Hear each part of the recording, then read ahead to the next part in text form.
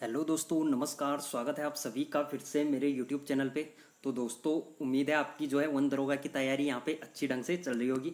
तो इसमें जो है आज आपका बायो का जो अगला चैप्टर आता है, यह आता है आपका नियंत्रण एवं समन्वय। ठीक है, तो इस चैप्टर को हम यहाँ पे जो है डिटेल में पढ़ने वाले हैं। उम्मीद है वीडियो को आप जो है अंत समय तक देखेंगे और अंत समय में जो है हमारी वीडियो पे बने रहेंगे।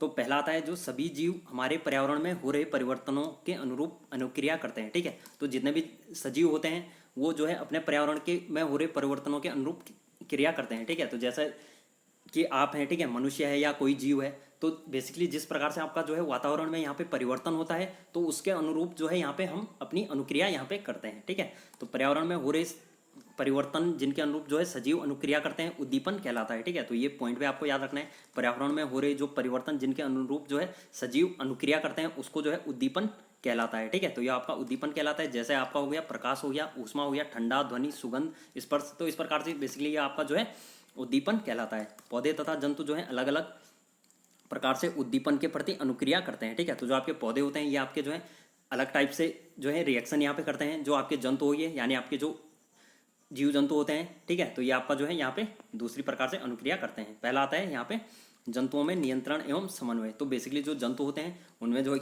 किस प्रकार से यहाँ पे कंट्रोल और जो है कोऑर्डिनेशन यहाँ पे होता है, तो इसको पढ़ते हैं। तो सभी जंतुओं में जो है मुख्य तंत्रों द्वारा जो है किया जाता है। ठीक है, तो जितने भी जंतु होते हैं उनमें बेसिकली दो तंत्रों द्वारा यहाँ पे जो है यह क्रियाएं की जाती हैं। पहला आता है तंत्रिका तंत्र, ये काफ़ी इंपॉर्टेंट है, यहाँ से जो है आपका क्वेश्चन बनना ही बनना है। दूसरा आता है अंतःस्रावी तंत्र। ठीक है, तो इनको जो है हम यहाँ पे पढ़ने वाले हैं।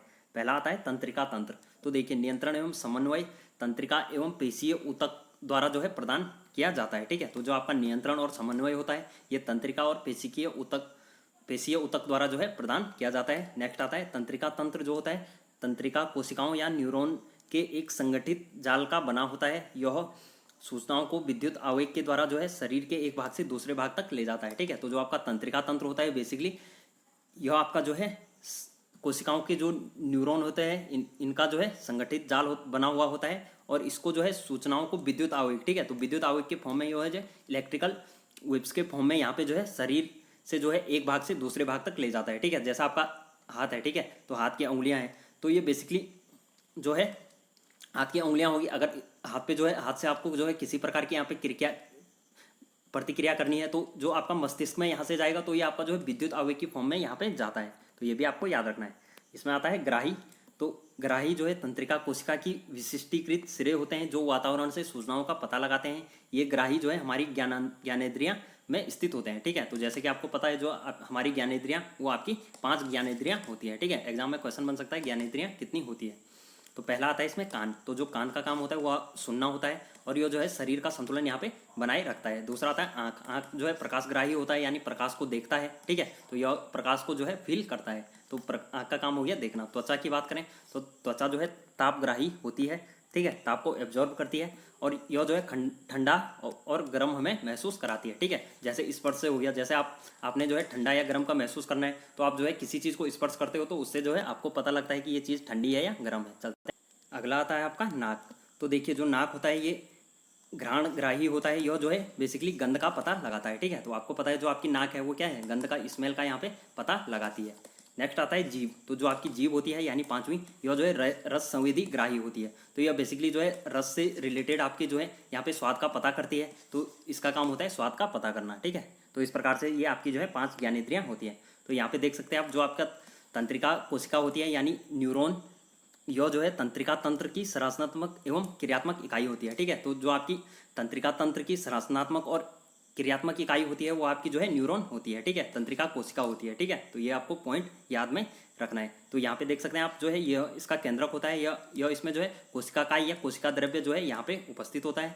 यह आपके जो है द्रुमिका होते हैं, और ये आपके जो है तंत्रिकाक्ष होते हैं, और ये जो है तंत्रिका का जो है अंतिम सिरा होता है। ठीक है, तो ये पांचों पॉइंट जो है आपको याद रखना है। आप जो है इसका स्क्रीनशॉट ले सकते हो। आगे आता है तंत्रिका कोशिका न्यूरॉन के भाग। तो जो आपके तंत्रिका कोशिका न्यूरॉन के भाग जैसे कि मैंने अभी दिखाए थे, तो इनके बेसिकली क्या क्या कार्य होते हैं तो इनको पढ़ते हैं। तो जो आपकी द्रुमिका होती है यह जो है कोशिका काय से निकलने वाली धागे जैसी संरचना जो सूचना प्राप्त करती है। ठीक है, तो जो द्रुमिका होती है इसकी जो है धागे जैसी संरचना होती है, और यह जो है सूचना प्राप्त करती है। अगला आता है कोशिका काय। तो जो आपका कोशिका काय होता है, यह प्राप्त की गई सूचना जो है विद्युत आवेग के रूप में चलती है, ठीक है। तो जो आपकी कोशिका काय होती है, इसमें जो है प्राप्त की गई सूचना को विद्युत आवेग के रूप में चलती है। अगला आता है तंत्रिकाक्ष। तो जो आपका तंत्रिकाक्ष यानी जिसको एक्सॉन बोलते हैं, ठीक है, तो ये आपका एक्सॉन होता है, जो यहाँ से यहाँ तक होता है, इसको जो है एक्सॉन कहते हैं, ठीक है, AXON, ठीक है। तो एक्सॉन इसको कहा जाता है। तो देखिए जो आपका एक्सॉन होता है, यह जो है यह सूचना के विद्युत आवेग को जो है कोशिका काय से जो है दूसरी न्यूरॉन को यहाँ पे द्रुम्यका तक पहुँचाता है, ठीक है। तो ये बेसिकली जो एक्सॉन होता है, ये जो है सूचना को विद्युत आवेग के रूप में जो है कोशिका काय से जो है दूसरे न्यूरॉन तक यहाँ पे पहुँचाता है। तो ये पॉइंट आपको याद रखना है। अगला आता है आपका अंतर्गथन, ठीक है। तो जो आपका अंतर्ग्रथन होता है यानी आपका सिनेप्स, यह जो है तंत्रिका के अंतिम सिरे एवं अगली तंत्रिका कोशिका के द्रुमिका के मध्य रिक्त स्थान होता है। तो बेसिकली आपकी जो है दो प्रकार की यहाँ पे तंत्रिका कोशिकाएं अगर होंगी, ठीक है, दो तंत्रिका कोशिका है, ठीक है, यहाँ पे तो इनमें जो है एक तंत्रिका कोशिका से अगर जो है दूसरी तंत्रिका कोशिका को यहाँ पे जो है सूचना पहुँचानी है, तो बेसिकली इनके बीच में एक आपका गैप रहता है, ठीक है। तो आपका यहाँ पे जो है गैप रहेगा, तो इस गैप से जो है यहाँ से जो है सूचना किस प्रकार से पहुँचेगी, तो जो ये सूचना पहुँचती है यहाँ जो है विद्युत आवेग की रासायनिक संकेतों में बदला जाता है, ठीक है। तो जो आपकी ये सिनेप्स होती है, ये जो है यहाँ पे जैसे आपकी ये एक तंत्रिका कोशिका होगी, ठीक है, और दूसरी तंत्रिका कोशिका आपकी यहाँ पे है, तो इन दोनों के बीच आपका जो है ये गैप हो गया, ठीक है, ये आपका गैप हो गया। तो इस सूचना को अगर यहाँ से यहाँ तक पहुँचना है, तो ये जो है रासायनिक संकेत के फॉर्म में यहाँ पे बदला जाता है, जिससे यह जो है आगे की ओर संचारित करता है, ठीक है। तो ये पॉइंट भी आपको रखना है, याद रखना है, इंपॉर्टेंट है। अगला आता है प्रतिवर्ती क्रिया। तो किसी उद्दीपन के प्रति जो है तेज व अचानक की गई अनुक्रिया प्रतिवर्ती क्रिया कहलाती है, ठीक है। तो प्रतिवर्ती क्रिया बेसिकली जैसा आपने देखा होगा, आप जो है किसी गर्म वस्तु को छू देते हो, क्या करते हो, एकदम से आप अपना हाथ हटा लेते हैं, ठीक है। तो ये आपका प्रतिवर्ती क्रिया कहलाती है, ठीक है। तो ये भी इंपॉर्टेंट है, आपको याद रखना है, एग्जाम में क्वेश्चन बन सकता है। अगला आता है प्रतिवर्ती चाप। तो प्रतिवर्ती क्रिया के दौरान विद्युत आवेग जो है जिस पथ पर चलते हैं उसे प्रतिवर्ती चाप कहा जाता है, ठीक है। तो ये भी आपको याद रखना है। तो यहाँ पे देख सकते हैं आप,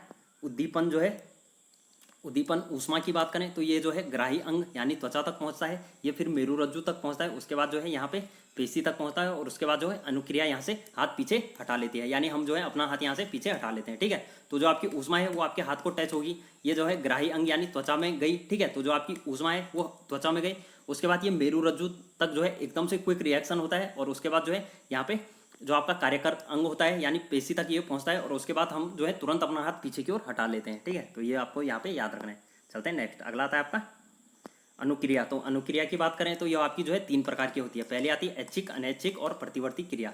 तो ऐच्छिक की बात करें अगर मस्तिष्क द्वारा नियंत्रित की जाती है, ठीक है। तो जैसे कि आपको पता है मस्तिष्क के बेसिकली आपका जो ये मस्तिष्क होता है, इसके जो है तीन पार्ट होते हैं। पहला होता है अग्र मस्तिष्क, दूसरा होता है मध्य मस्तिष्क, ठीक है, और तीसरे जो आपका पीछे का होता है यह आपका जो है पश्चिम मस्तिष्क होता है, ठीक है। तो तीन पार्ट बेसिकली यहाँ पे होते हैं।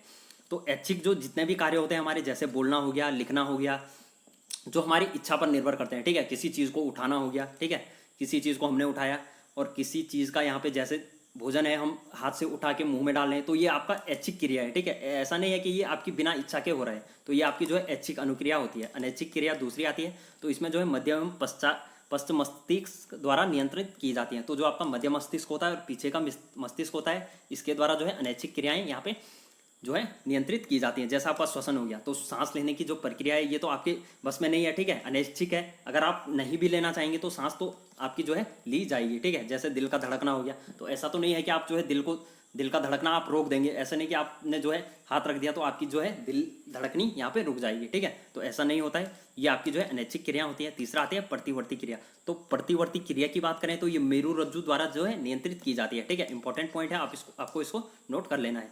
तो जो आपकी प्रतिवर्ती क्रिया होती है ये मेरुरज्जु द्वारा नियंत्रित की जाती है। जैसे गर्म वस्तु होती है, ठीक है, तो आपने अगर आपका ध्यान वहाँ पे है भी नहीं तो आप जो है वहाँ से हाथ तुरंत हटा लेते हो, ठीक है। तो ये आपका बेसिकली मेरुरज्जु द्वारा नियंत्रित की जाती है। मेरुरज्जु के बारे में आगे हम जो है पढ़ेंगे। यहाँ पे आता है अगला प्रतिवर्ती क्रिया की आवश्यकता। तो जो आपकी प्रतिवर्ती क्रिया होती है इसकी बेसिकली आवश्यकता क्यों होती है, तो कुछ परिस्थितियों में जैसे गर्म वस्तु छूने पे, पैनी वस्तु चुभने पे आदि हमें जो है तुरंत क्रिया करनी होती है। तो हमारा शरीर जो है को जो है इस प्रकार से क्षति पहुंच सकती है। तो यहाँ अनुक्रिया जो है मस्तिष्क के स्थान पर जो है मेरुरज्जु से उत्पन्न होती है। तो बेसिकली जितनी भी अनुक्रिया होती है वो आपके मस्तिष्क से यहाँ पे पहुंचती है, लेकिन कुछ ऐसी क्रियाएं होती है जहाँ पे जो है मेरुरज्जु इसका कार्य करता है और जो है जल्दी से एकदम से हो जाता है, ठीक है। तो सूचना मस्तिष्क तक देर में पहुंचती है, लेकिन आपका जो है आपका रिएक्शन वहाँ पे क्विक हो जाता है, ठीक है। तो ये आपका जो है यहाँ पे मेरुरज्जु का कार्य है। यहाँ पे देख सकते हैं आप मानव तंत्रिका तंत्र की बात करें तो ये आपका जो है दो पार्ट में यहाँ पे डिवाइड है। पहला आता है केंद्रीय तंत्रिका तंत्र, दूसरा आता है आपका परिधीय तंत्रिका तंत्र, ठीक है। तो ये आपका सेंटर नर्वस सिस्टम और आपका जो है यहाँ पे आ जाएगा दूसरा परिधि तंत्रिका तंत्र। तो यहाँ पे देख सकते हैं आप जो आपका केंद्रीय तंत्रिका तंत्र होता है इसके दो भाग होते हैं, मस्तिष्क और मेरुरज्जु। और जो आपका परिधीय तंत्रिका तंत्र होता है इसका जो है कपाल तंत्रिका यानी जो मस्तिष्क से निकलती है, और मेरु तंत्रिका यानी जो आपकी मेरुरज्जु से निकलती है, ठीक है। तो इसको पढ़ते हैं। तो मानव मस्तिष्क की बात करें तो मानव मस्तिष्क जो है सभी क्रियाओं के समन्वय का केंद्र होता है। इसके मुख्य 3 भाग होते हैं, जैसा मैंने अभी आपको बताया था, अग्र मस्तिष्क, मध्य मस्तिष्क और पश्च मस्तिष्क, ठीक है। तो आप इसको बेसिकली इस प्रकार से याद रखते हैं, आगे का मस्तिष्क, मध्य का मस्तिष्क और आपका जो है पीछे का मस्तिष्क, ठीक है। तो आपको ये तीनों पॉइंट याद रखने। पहला आता है अग्र मस्तिष्क। तो अग्र मस्तिष्क जो है यह मस्तिष्क का जो है सबसे अधिक जटिल एवं विशिष्ट भाग है, ठीक है। तो मस्तिष्क का जो सबसे इंपॉर्टेंट भाग होता है वो आपका जो है अग्र मस्तिष्क यानी आगे का दिमाग जो होता है वह होता है, यह जो है प्रमस्तिष्क है, ठीक है। तो यह आपका जो है प्रमस्तिष्क भी कहलाता है। तो एग्जाम में क्वेश्चन बन सकता है कि प्रमस्तिष्क जो है कहाँ पे होता है, तो यह आपका जो है अग्र मस्तिष्क में होता है। तो अग्र मस्तिष्क के कार्य क्या क्या है। पहला आता है मस्तिष्क का मुख्य सोचने वाला भाग, ठीक है। तो मस्तिष्क का जो मुख्य सोचने वाला भाग होता है वो आपका जो है अग्र मस्तिष्क होता है। दूसरा आता है ऐच्छिक कार्यों को नियंत्रित करता है, ठीक है। तो जो आपके ऐच्छिक कार्य होते हैं जैसे आपके बोलना हो गया, ठीक है, आपका खाना हो गया, कहीं पे जाना हो गया, तो ये आपके अग्र मस्तिष्क यहाँ पे इसको कार्य करते हैं। दूसरा आता है सूचनाओं को याद करना। तो जितनी भी सूचनाएं होती है अगर उनको याद करना है तो ये आपका जो है अग्र मस्तिष्क द्वारा यहाँ पे होता है। अगला आता है शरीर के विभिन्न हिस्सों से जो है सूचनाओं को एकत्रित करना और उनका समायोजन करना, ये भी जो है अग्र मस्तिष्क का कार्य होता है। अगला आता है भूख से संबंधित केंद्र। तो जब कभी आपको जो है भूख वगैरह लगती है तो ये जो है आपका अग्र मस्तिष्क होता है, यही आपको बताता है कि आपको जो है यहाँ पे भूख लग गई है, ठीक है। तो मस्तिष्क बेसिकली इस प्रकार से हमको बताता है। और दूसरा आता है मध्य मस्तिष्क। तो जो आपका बीच का मस्तिष्क होता है इसके बेसिकली क्या क्या कार्य होते हैं, अनैच्छिक क्रियाओं को नियंत्रित करना। तो जो आपकी अनैच्छिक क्रियाएं होती है, ठीक है, जैसे पुतली के आकार में परिवर्तन। तो जैसे आपको देखा होगा कभी आपको जैसे गुस्सा आ गया अचानक से, ठीक है, तो गुस्सा आ जाएगा तो आपका क्या होता है, जो आपकी आंख की पुतली हो जाती है वो एकदम से बड़ी होने लगती है, ठीक है, बड़ी हो जाती है एकदम से, आंख आपकी जो है फटने लगती है, ठीक है, यानी बड़ी हो जाती है। तो ये बेसिकली जो है मध्य मस्तिष्क के कार्य होते हैं, जैसे पुतली के आकार में परिवर्तन, सिर हो गया, गर्दन आदि में प्रतिवर्ती क्रिया। तो जो आपके सिर दर्द हो गया, गर्दन हो गया, इनमें जो है जितनी भी प्रतिवर्ती क्रियाएं होती हैं ये आपका जो है मध्य मस्तिष्क का कार्य होता है। चलते हैं नेक्स्ट, अगला आता है पश्च मस्तिष्क। तो पश्च मस्तिष्क की बात करें तो इसके जो है यहाँ पे 3 भाग होते हैं। पहला आता है अनुमस्तिष्क, मेंडला और पोन्स, ठीक है। तो अनुमस्तिष्क जो होता है शरीर की संस्थिति तथा संतुलन बनाए रखता है, ठीक है। तो जो आपका शरीर का संतुलन बेसिकली जो बना हुआ होता है ये अग्र मस्तिष्क की सहायता से यहाँ पे होता है। और ऐच्छिक क्रियाओं की परिशुद्धि। तो जो आपकी ऐच्छिक क्रियाएं होती है, जैसा आपको बोलना है तो ये तो आपका जो है अग्र मस्तिष्क का कार्य होगा, लेकिन आपको जो है क्या बोलना है ये आपका जो है अनुमस्तिष्क यानी पश्च मस्तिष्क का कार्य होता है। ये अनुमस्तिष्क के अंतर्गत आता है। जैसे आपका पेन उठाना, ठीक है, तो पेन उठाना है ये तो आपको पता है, लेकिन आपको कैसे उठाना है ये आप जो है पश्च मस्तिष्क आपको बताता है। अगला आता है मेडुला। तो मेडुला की बात करें तो ये अनैच्छिक कार्यों का नियंत्रण करता है, जैसे आपका रक्तचाप हो गया, ठीक है, जो आपका बीपी होता है, ब्लड प्रेशर को कंट्रोल करता है, वमन आदि, ठीक है। अगला आता है पोन्स। तो जो आपका पोन्स होता है, पोन्स मत बोलना इसको, ठीक है, पोन्स मत बोलना, ये आपका पोन्स नहीं है, पोन्स है, ठीक है। तो पोन्स की बात करें तो यह अनैच्छिक क्रियाओं जैसे श्वसन का नियंत्रण करता है। तो ये भी आपको याद रखना है। तो यहाँ पे देख सकते हैं आप अग्र मस्तिष्क आपका ये वाला भाग है, ठीक है, ये वाला जो भाग है ये आपका जो है अग्र मस्तिष्क होता है यहाँ तक। तो देख सकते हैं आप जो है काफ़ी बड़ा भाग है। जो एग्जाम में ये भी क्वेश्चन आ सकता है कि मस्तिष्क का सबसे बड़ा भाग कौन सा होता है, तो अग्र मस्तिष्क आपका आ जाएगा। तो ये यहाँ पे जो है प्रमस्तिष्क आपका उपलब्ध है जो कि अग्र मस्तिष्क में होता है। ये आपका जो है कपाल खोपड़ी हो गई, ये आपका मेरुरज्जु होता है, ठीक है। तो मेरुरज्जु बेसिकली ये होता है। और ये आपका जो है शरीर, अगर आपका जो है ह्यूमन बॉडी इस प्रकार से है आपका, ठीक है, ये आपकी जो है ह्यूमन बॉडी हो गई, ये हाथ हो गई, ठीक है, ये आपकी बॉडी होगी ह्यूमन की बॉडी। तो मेरुरज्जु जो दिमाग से आता है वो बेसिकली इस प्रकार से यहाँ पे रहता है, ठीक है। तो मेरुरज्जु से इस प्रकार से यहाँ पे जो है कोशिकाएं यहाँ पे जुड़ी हुई होती हैं। तो जो अगर आपको छूने की बात की मैंने, तो आप किसी गर्म वस्तु को छूते हो तो मेरुरज्जु से ही आपको संकेत मिलता है कि आपको जो है ये हाथ यहाँ से हटाना है, ठीक है। तो ये जो है बेसिकली ये दिमाग में यहाँ पे विद्युत आवेग के फॉर्म में नहीं जाता है, ये आपका जो है मेरुरज्जु से आपको संकेत मिलता है। तो ये भी आपको याद रखना है। और दूसरा आता है मध्य मस्तिष्क। तो यहाँ पे देख सकते हैं ये आपको जो खाली जैसा स्थान दिख रहा है तो ये आपका मध्य मस्तिष्क होता है, और जो ये आपको जो है फूल गोभी जैसा दिख रहा है ये आपका जो है यहाँ पे पश्च मस्तिष्क होता है। ठीक है, तो यहाँ पे देख सकते हैं आप पश्च मस्तिष्क के भाग यहाँ पे जो है पॉन्स हो गया, मेंडुला हो गया, अनुमस्तिष्क हो गया। ठीक है, आप इसका स्क्रीनशॉट लेके आराम से देख सकते हैं।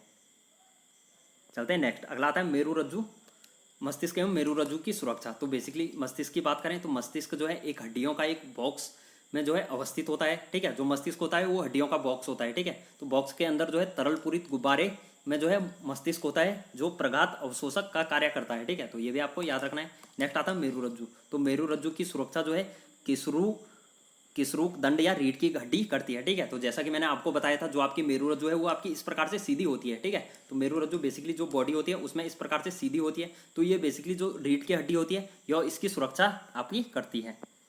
तंत्रिका ऊतक एवं पेशी ऊतक के बीच समन्वय। तो जो आपके तंत्रिका ऊतक होते हैं और पेशी ऊतक होते हैं इनके बीच बेसिकली समन्वय यानी आपका जो कोऑर्डिनेशन होता है ये किस प्रकार से होता है।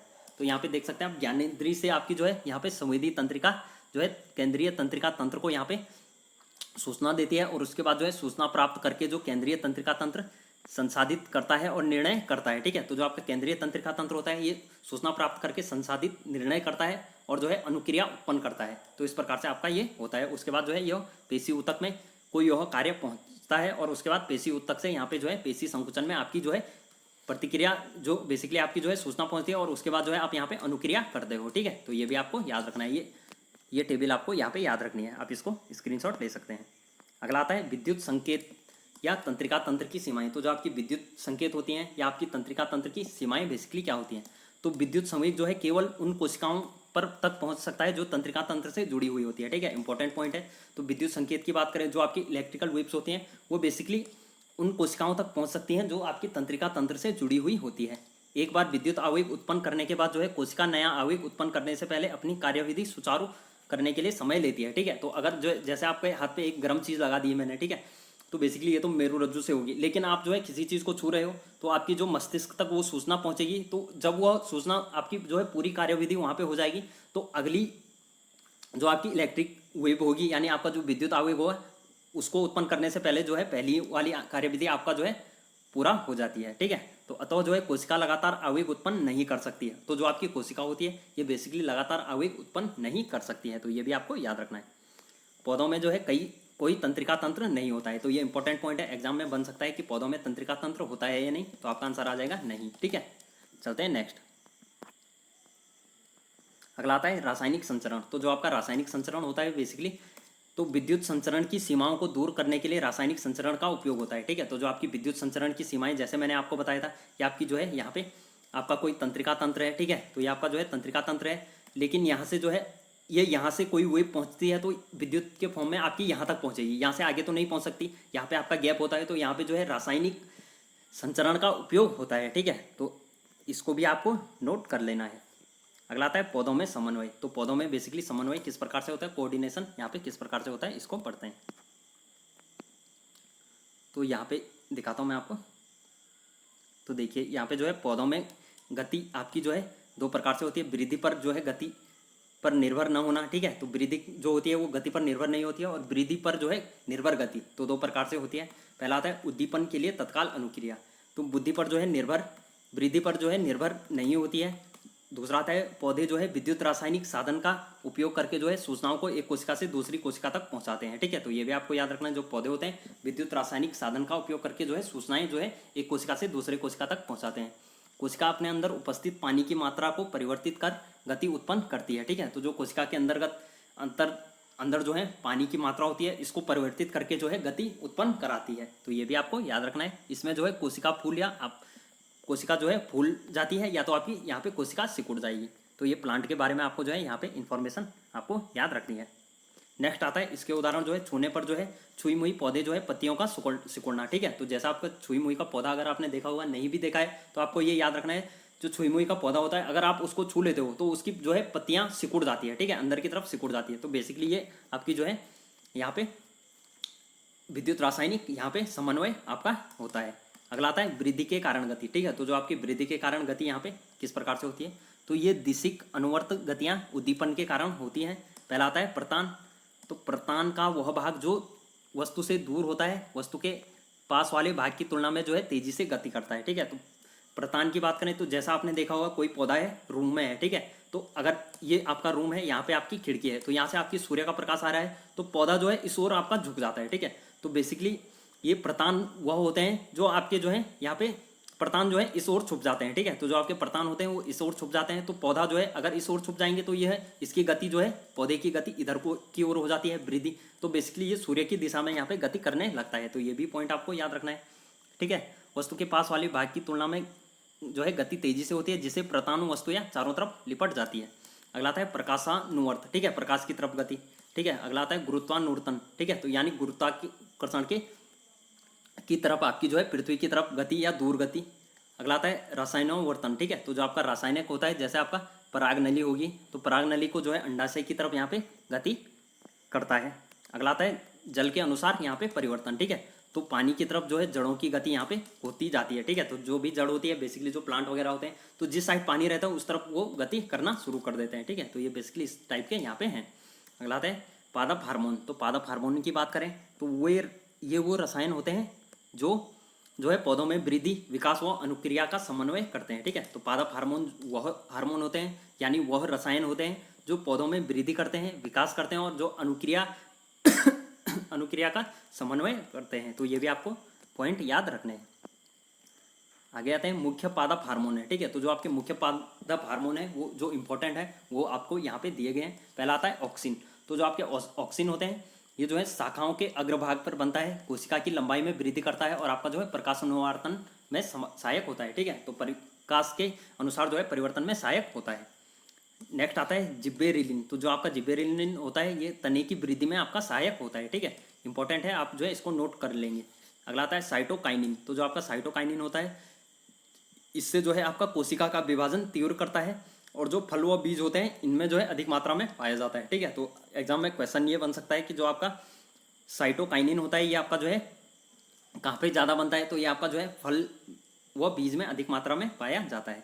अगला आता है एब्सिसिक अम्ल, तो जो आपका एब्सिसिक अम्ल होता है यह आपका जो है वृद्धि के लिए जो है संबंधन उत्पन्न करता है, यानी आपका वृद्धि में आपका जो है इंपॉर्टेंट रोल देता है। पत्तियों का मुरझाना इससे होता है और आपका तनाव हार्मोन जो है इसमें पाए जाते हैं, ठीक है। तो जो आपका एब्सिसिक अम्ल में इस प्रकार से होता है। चलते हैं नेक्स्ट।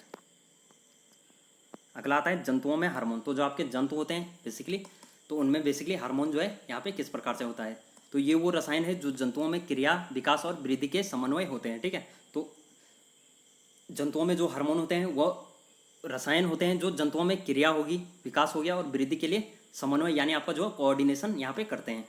अगला आता है अंतःस्रावी ग्रंथि, ठीक है। तो ये वो ग्रंथियाँ हैं जो अपने उत्पाद जो है रक्त में स्रावित करती है, ठीक है। इंपॉर्टेंट है, आपको इसको नोट कर लेना है। तो जो आपकी अंतःस्रावी ग्रंथि होती है ये अपने उत्पाद में जो है रक्त स्रावित करती हैं जो हार्मोन कहलाते हैं। तो ये पॉइंट भी आपको याद रखना है। तो यहाँ पे देखिए हार्मोन और अंतःस्रावी ग्रंथियाँ और उनके कार्य यहाँ पे कुछ दिए गए हैं, आपको यहाँ पे दिखाते हैं। पहला आता है थायरोऑक्सिन, तो जो थायरोऑक्सिन होता है इसकी ग्रंथि आपकी जो है अवटु ग्रंथि होती है, यह आपका जो है गर्दन में पाया जाता है। इसका कार्य जो होता है कार्बोहाइड्रेट, प्रोटीन व वसा का उपापचय करना होता है। नेक्स्ट आता है आपका वृद्धि हार्मोन, तो वृद्धि हार्मोन आपका जो है पीयूष ग्रंथि में होता है, यह आपका जो है मास्टर ग्रंथि भी कहलाता है, ठीक है। यह आपका मस्तिष्क में होती है और जो है यह भी आपकी वृद्धि व विकास में का नियंत्रण करती है। अगला आता है एड्रीनलिन, तो जो आपका एड्रीनलिन होता है यह आपका अधिवृक्क में पाया जाता है, ठीक है। अधिवृक्क ग्रंथि होती है और जो है यह वृक्क के ऊपर आपका होता है, ठीक है, यानी आपकी किडनी के ऊपर होता है। इसका कार्य जो होता है बीपी, हृदय की धड़कन आदि को नियंत्रण करना आपातकाल में। जैसे आप कभी इमरजेंसी सिचुएशन में फंस गए, ठीक है, आपके पीछे जैसे कभी कुत्ता भाग रहा है, ठीक है, तो उस स्थिति में जो है आपका ये अधिवृक्क ग्रंथि कार्य करती है और एड्रीनलिन हार्मोन यहाँ पे कार्य करता है। अगला आता है इंसुलिन, तो इंसुलिन की बात करें तो इंसुलिन जो है आपका अग्नाशय इंसुलिन जो हार्मोन होता है यह आपका जो है अग्नाशय ग्रंथि में होता है, ठीक है। तो यह आपका उदर के नीचे होता है, यह रक्त में जो है शर्करा की मात्रा का नियंत्रण करता है, ठीक है। तो जो रक्त में शर्करा की मात्रा होती है उसका नियंत्रण यहाँ पे करता है, ठीक है। डायबिटीज की मात्रा का यहाँ पे जो है नियंत्रित करता है, ठीक है। तो ये भी आपको याद रखना है, एग्जाम में क्वेश्चन बन सकता है कि डायबिटीज के लिए जो है हार्मोन कौन सा होता है, ये आपका इंसुलिन हार्मोन आ जाएगा। अगला आता है लिंग हार्मोन, तो लिंग हार्मोन की बात करें, लिंग हार्मोन टेस्टोस्टेरोन यह जो है नर में एस्ट्रोजन और मादा में पाया जाता है, ठीक है। तो आपको ये याद रखना है। तो यह आपका जो है वृषक और अंडाशय में आपका होता है, ठीक है। तो नर में जो है वृषक ग्रंथि होती है और मादा में आपकी जो है यहाँ पे अंडाशय ग्रंथि होती है। यह जो है पेट का निचला हिस्सा होता है। यह आपका जो है यौना आरंभ से संबंधित परिवर्तन होते हैं, ठीक है। तो लैंगिक परिपक्वता पे बेसिकली ये आपके आधारित होते हैं, तो ये भी आपको याद रखना है। अगला आता है आयोडीन युक्त नमक क्यों आवश्यक है। तो जो आपका आयोडीन युक्त नमक होता है, तो बेसिकली आपको पता है जो आयोडीन की कमी से होने वाला रोग कौन सा होता है, घेंगा, ठीक है। तो घेंगा रोग आपका जो है आयोडीन की कमी से होता है, ये भी एग्जाम में बन सकता है। तो जो है अवटुक ग्रंथि यानी आपकी जो थायराइड ग्रंथि होती है, इसको जो है थायरोक्सिन हार्मोन बनाने के लिए आयोडीन की आवश्यकता होती है, ठीक है।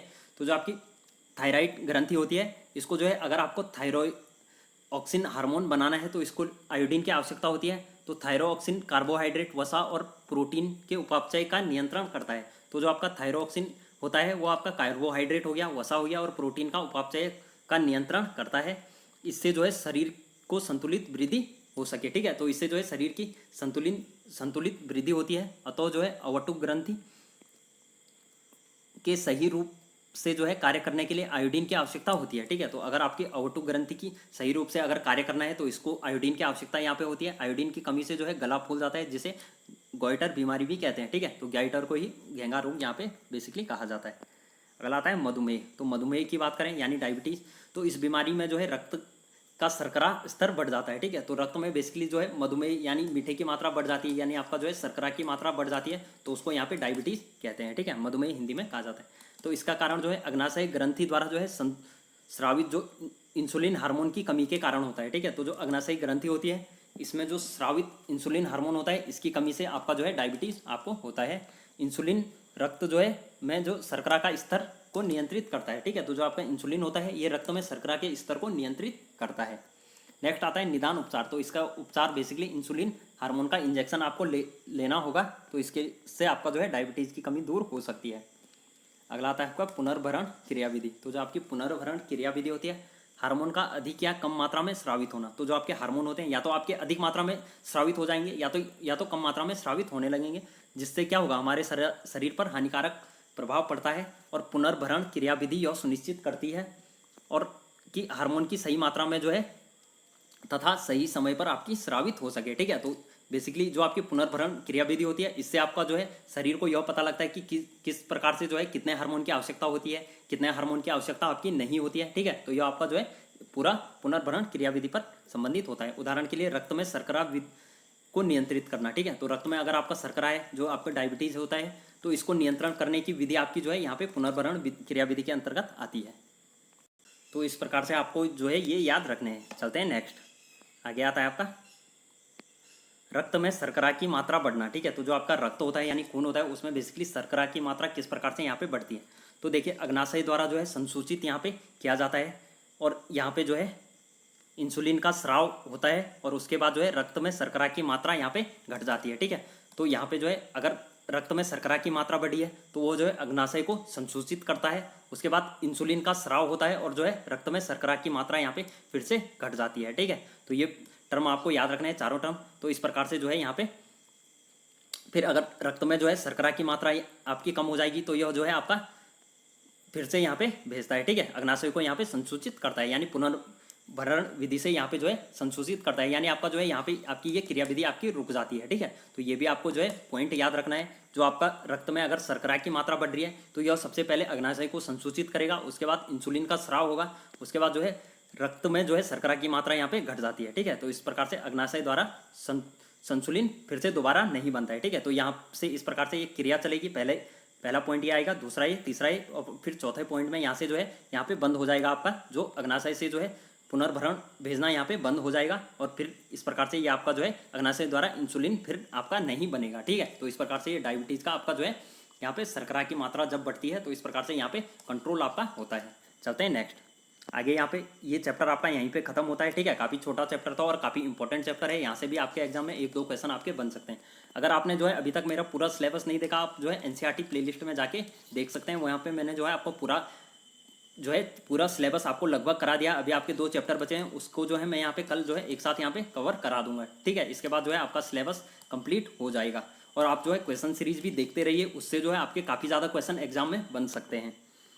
इसमें जो है आपको क्वेश्चन दिखाए गए हैं। पहला है पौधों में जो है ऑक्सीजन कहाँ संश्लेषित होता है, कौन सी ग्रंथि जो है मास्टर ग्रंथि कहलाती है, बताया हुआ है। रक्त में शर्करा की मात्रा को नियंत्रित करने वाले हार्मोन का नाम बताइए। अग्रगर्तन यानी सिनेप्स क्या है, अनुवर्तन गतियाँ क्या है, मस्तिष्क का कौन सा भाग जो है हमारे शरीर की संस्थिति और संतुलन को बनाए रखने के लिए उत्तरदायी है, कौन सा हार्मोन जो है पौधों में संदमन का प्रभाव उत्पन्न करता है, प्रकाशानुवर्तन क्या है, केंद्रीय तंत्रिका के कौन से घटक हैं। ये सभी क्वेश्चन जो है मैंने आपको यहाँ पे बताए हुए हैं। तो जो है यहाँ पे ज़्यादा समय नहीं लेते हुए यहीं पे जो है सेशन को समाप्त करते हैं। उम्मीद है दोस्तों आपको वीडियो अच्छी लगी होगी। अच्छी लगी तो यार लाइक कर दो वीडियो को, चैनल पे नए हो तो सब्सक्राइब कर दो चैनल को, और वीडियो को जो है अपने दोस्तों के साथ शेयर कर दो, ठीक है, जो भी अंदर हुआ कि यहाँ पे तैयारी कर रहे हैं। और एक बात और मैं आपको बताना चाहूँगा, जो मैं यहाँ पे आपके लिए क्वेश्चन सीरीज लेके आता हूँ उसको आप ज़रूर देखिए, उससे जो है आपको काफ़ी ज़्यादा हेल्प एग्जाम में मिलेगी, ठीक है। आप जो है एक बार यहाँ से आपकी एनसीईआरटी का जो मैं चैप्टर कराता हूँ उसको कवर कर लेते हो, उसके बाद जो है यहाँ पे जो मैं क्वेश्चन सीरीज कराता हूँ उसको आप कवर कर लेते हो, तो उतना आपके लिए जो है एग्ज़ाम निकालने के लिए काफ़ी है, ठीक है। तो इससे जो है आपके एग्ज़ाम में आपके जो है काफ़ी अच्छे मार्क्स आ सकते हैं, ठीक है। तो उम्मीद है दोस्तों आपको जो है वीडियो अच्छी लगी होगी, तो वीडियो को यार शेयर कर दो। मिलते हैं अगली वीडियो में धमाकेदार सेशन के साथ।